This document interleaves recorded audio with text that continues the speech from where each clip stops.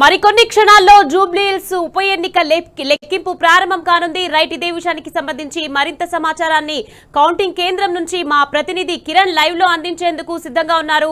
కిరణ్, చెప్పండి, మరికొన్ని గంటల్లో జూబ్లీహిల్స్ ఉప ఎన్నిక కౌంటింగ్ ప్రారంభం కానుంది. ఏర్పాట్లు ఎలా జరుగుతున్నాయి, అదే విధంగా పోలీసులు ఎలాంటి బందోబస్తు ఏర్పాటు చేస్తున్నారు? లేటెస్ట్ అప్డేట్స్ ఏంటి కిరణ్?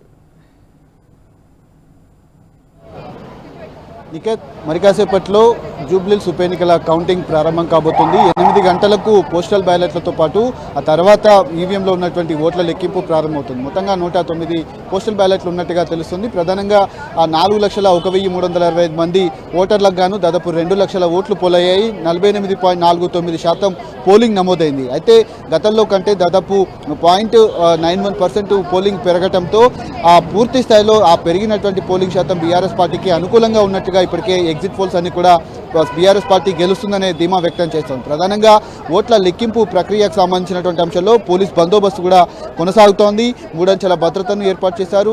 స్టేడియం చుట్టూ ఎక్కడ కూడా అవాంఛనీయ ఘటనలు చోటు చేసుకోకుండా ఉండేందుకు అటు డ్రోన్లతో కావచ్చు, సీసీ కెమెరాల పర్యవేక్షణలో దాదాపు 10 రౌండ్లు 42 టేబుల్స్ను ఏర్పాటు చేశారు. 407 పోలింగ్ బూత్ల ఈవీఎంలో ఉన్నటువంటి ఓటర్లకు సంబంధించినటువంటి ఓట్ల లెక్కింపు కూడా మరి కాసేపట్లో ప్రారంభం కానుంది. పాసులు ఉన్నటువంటి వాళ్ళని లోపలికి అనుమతిస్తూ ఉన్నారు.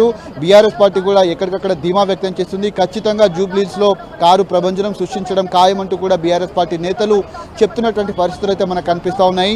రాష్ట్ర ప్రభుత్వ తీరు కావచ్చు, 2 సంవత్సరాల పాలనలో కాంగ్రెస్ ప్రభుత్వ పాలనలో ఎక్కడికక్కడ ప్రజలు విసిగి వేజారిపోయినటువంటి దృశ్యాలు అయితే మనకు కనిపిస్తూ ఉన్నట్టుగా ఇటు బీఆర్ఎస్ పార్టీ నేతలు అయితే చెప్తా ఉన్నారు. ఇచ్చినటువంటి 6 గ్యారెంటీలు అమలు చేయకపోగా పేదల ఇండ్లపైన కూల్చేందుకు బుల్డోజర్లు వస్తున్నటువంటి పరిస్థితి కనబడింది. ఎక్కడికెక్కడ ఇండ్లు కూల్చడమే లక్ష్యంగా 2 సంవత్సరాల నుంచి కొనసాగినటువంటి పాలనకు జూబ్లీహిల్స్ ఓటర్లు గట్టి బుద్ధి చెప్పనున్నట్టుగా మనకైతే సమాచారం అయితే అందుతుంది. ఇప్పటికే బీఆర్ఎస్ పార్టీకి సంబంధించినటువంటి ఏజెంట్లంతా కూడా పోలింగ్ బూత్ లోపలికి ఇటు కౌంటింగ్ సెంటర్ లోపలికి చేరుకున్నారు. బీఆర్ఎస్ పార్టీ అభ్యర్థి మాగంటి సునీత గోపీనాథ్ కూడా మధ్యాహ్నం 12-1 గంటకల్లా ఓట్లకు సంబంధించినటువంటి పూర్తి స్థాయిలో లెక్కింపు ప్రక్రియ అనేది పూర్తి కాబోతుంది. ఫలితాలన్నీ కూడా వచ్చేటువంటి అవకాశాలు అయితే కనిపిస్తూ ఉన్నాయి. ముఖ్యంగా పార్టీకి సంబంధించినటువంటి అంశంలో తానే బీఆర్ఎస్ వర్కింగ్ ప్రెసిడెంట్ కేటీఆర్ కూడా ప్రచార బాధ్యతలు నిర్వహించారు, రోడ్ షోలు నిర్వహించారు. ఇంకా ఫస్ట్ డే కొంత ఇబ్బంది ఏర్పడ్డప్పటికీ కూడా సెకండ్ డే నుంచి ప్రచారం అనేది పెద్ద మొత్తంలో జరిగింది.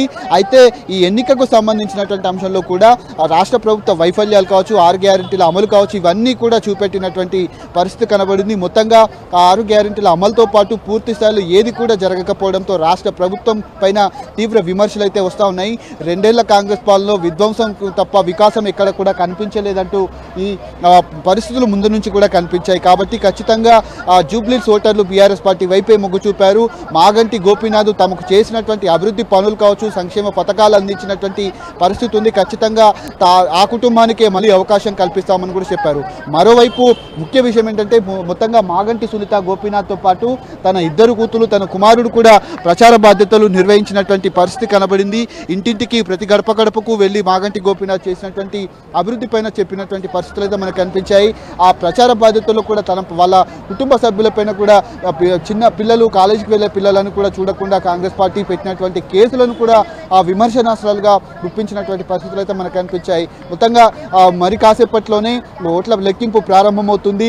అందులో ఓటర్ల భవితవ్యం కూడా పూర్తి స్థాయిలో అభ్యర్థుల భవితవ్యం కూడా బయటపడేటువంటి అవకాశం. మొదటిగా దాదాపు 11 గంటల ప్రాంతాల్లోనే పూర్తి స్థాయి ఫలితాలు వచ్చేటువంటి అవకాశాలు ఉన్నాయి. కాబట్టి ప్రత్యేకంగా పర్మిషన్ తీసుకొని రౌండ్కు 14 టేబుల్స్ ఉండాల్సిందిగా ఎలక్షన్ కమిషన్ తొందరగా ఎలక్షన్ సిబ్బంది ఈసారి అందుబాటులో ఎక్కువ మొత్తంలో ఉండటంతో 42 టేబుల్స్ ఏర్పాటు చేసి ఓట్ల లెక్కింపును కూడా త్వరితగతిన వచ్చే విధంగా ఈ ప్రాసెస్ అంతా కూడా చేసినటువంటి పరిస్థితులు అయితే కనిపిస్తూ ఉన్నాయి. లోపల సిచ్యువేషన్ మనం చూపెట్టేటువంటి ప్రయత్నం చేద్దాం. అడుగడుగునా పోలీసులు మోహరించి అటు స్ట్రాంగ్ రూమ్ల వద్ద సెంట్రల్ బలగాలను కూడా మోహరించినటువంటి సిచ్యువేషన్ అయితే మనకు కనిపిస్తోంది. ముఖ్యంగా ఈ ఎన్నికలకు సంబంధించినటువంటి అంశంలో రాష్ట్ర భవిష్యత్తును నిర్ణయించేటువంటి ఎన్నికలుగా ఖచ్చితంగా రాష్ట్ర ప్రభుత్వ తీరుపైన ఎండగట్టే విధంగా ఎన్నికలు ఉండబోతున్నాయి. రాష్ట్ర వ్యాప్తంగా కూడా జూబ్లీహిల్స్ వైపు చూసినటువంటి పరిస్థితి. గతంలో కూడా మునుగోడు కావచ్చు, హుజరాబాద్ కావచ్చు, హుజూర్ నగర్ కావచ్చు, మునుగోడు లాంటి నాగార్జున సాగర్ ఎన్నికలు కావచ్చు, దుబ్బాక ఎన్నికలు కావచ్చు, ఇవన్నీ చూసినప్పటికీ అవన్నీ ఒకే ఎత్తు అయితే ప్రస్తుతం జరిగేటువంటి ఈ ఉప ఎన్నిక పూర్తిగా బీఆర్ఎస్ పార్టీ వైపే మొగ్గు చూపుతున్నట్టుగా తెలుస్తుంది. ఇటీవల కాలంలో పార్లమెంట్ ఎలక్షన్ సందర్భంగా అటు కంటోన్మెంట్ ఎన్నికలు కూడా జరిగాయి కాబట్టి అప్పుడు కొంత ఇబ్బందికరమైనటువంటి పరిస్థితి ఏర్పడింది. అటువైపు కాంగ్రెస్ వైపు జనాలు అధికార పార్టీ వైపు మొగ్గు చూపినటువంటి పరిస్థితి. కానీ 2 సంవత్సరాల నుంచి ఏ ఒక్క పథకం అమలు కాకపోవడం, ఏ ఒక్క హామీ ఇవ్వకపోవడం, పూర్తిగా రాష్ట్ర ప్రజల నుంచి కావచ్చు, జూబ్లీహిల్స్ ఓటర్ల నుంచి కూడా పెద్ద మొత్తంలో ఈ వ్యతిరేకత అనేది వచ్చింది. ఈ నేపథ్యంలోనే జూబ్లీహిల్స్ ఓటర్లంతా కూడా బీఆర్ఎస్ పార్టీ వైపే మొగ్గు చూపారు. ఖచ్చితంగా 10,000 నుంచి 15,000 మెజార్టీ వస్తుందంటూ కూడా బీఆర్ఎస్ పార్టీకి సంబంధించినటువంటి నేతలంతా కూడా ధీమా వ్యక్తం చేస్తూ ఉన్నారు. ఆ పార్టీ నేతలందరితో కూడా నిన్న బీఆర్ఎస్ వర్కింగ్ ప్రెసిడెంట్ కేటీఆర్ కూడా పూర్తి స్థాయి ఫలితాలు వచ్చే వరకు ఏమాత్రం కూడా వెనకడుగు వేయకూడదు, ఖచ్చితంగా అప్రమత్తంగా ఉండాలంటూ కూడా దిశానిర్దేశం చేశారు. ఖచ్చితంగా ఈ ఫలితాలకు సంబంధించి దొంగ ఓటర్ల కార్డులు పెద్ద మొత్తంలో బయటపడ్డాయి. వాటిపైన ఎలక్షన్ కమిషన్ చర్యలు తీసుకోవడంలో పూర్తిగా వైఫల్యం చెందింది. గతంలో ఎలక్షన్ కమిషన్కు ఇప్పుడు జూబ్లీహిల్స్ ఉప ఎన్నికల్లో ఎలక్షన్ కమిషన్ తీరు చాలా తేడాగా కనిపించింది. అందులో భాగంగానే ఆధార్ కార్డు జిరాక్సులు తీసుకొని వచ్చినటువంటి వాళ్ళకు కూడా ఓటు హక్కును కల్పించి పక్కనే ఉన్నటువంటి ఫంక్షన్ హాల్ నుంచి ఓటర్లను ఎల్బీ నగర్ నుంచి, ఖైరతాబాద్ నుంచి అక్కడ మోహరించి పెద్ద మొత్తంలో ఓట్లు వేయించేందుకు కూడా కుట్రలు పన్నింది. మరోవైపు మాగంటి సునీత గోపీనాథ్ కుటుంబం పైన కూడా వేరే వాళ్ళ కుటుంబ సభ్యుల పైన కూడా ఆరోపణలు వచ్చాయి. వాళ్ళ తల్లి నుంచి కూడా ఇటు వాడుకున్నటువంటి కాంగ్రెస్ పార్టీకి సంబంధించి పరిస్థితులు కూడా కనిపించాయి. మరోవైపు సీఎం రేవంత్ రెడ్డి 5-6 రోజుల ప్రచారం చేశారు. కానీ ఎక్కడ కూడా జూబ్లీహిల్స్ ఓటర్లంతా కూడా ఈ ప్రచారాన్ని కూడా ఎక్కడ కూడా పట్టించుకోలేదు. ప్రెస్ మీట్లు పెట్టి వేడుకున్నటువంటి అభ్యర్థించినటువంటి పరిస్థితి. మరోవైపు కాంగ్రెస్ పార్టీ అభ్యర్థి కూడా నవీన్ యాదవ్ కూడా బెదిరింపులకు పాల్పడ్డారు. పథకాలు రద్దు చేస్తామని చెప్పారు. ఓటు వేయకపోతే ఖచ్చితంగా దాడులకు పాల్పడతామంటూ కూడా అటు బీఆర్ఎస్ పార్టీని కూడా బెదిరించినటువంటి పరిస్థితులు కనిపించాయి. గతంలో మతపరంగా కూడా ఓట్లు ఎక్కడ అడగకూడదని ఎన్నికల కోడ్ ఉన్నప్పటికీ కూడా ఎన్నికల కోడ్కు సంబంధించి మతపరంగా, కులపరంగా ఓట్లు అడిగి కాంగ్రెస్ పార్టీ తన దిగజారుడు తనాన్ని బయటపెట్టుకున్నటువంటి పరిస్థితులు ఈ ఎన్నికల్లో కనిపించాయి. కానీ జూబ్లీహిల్స్ ఓటర్లు ఖచ్చితంగా కారు వైపే ఉన్నారు.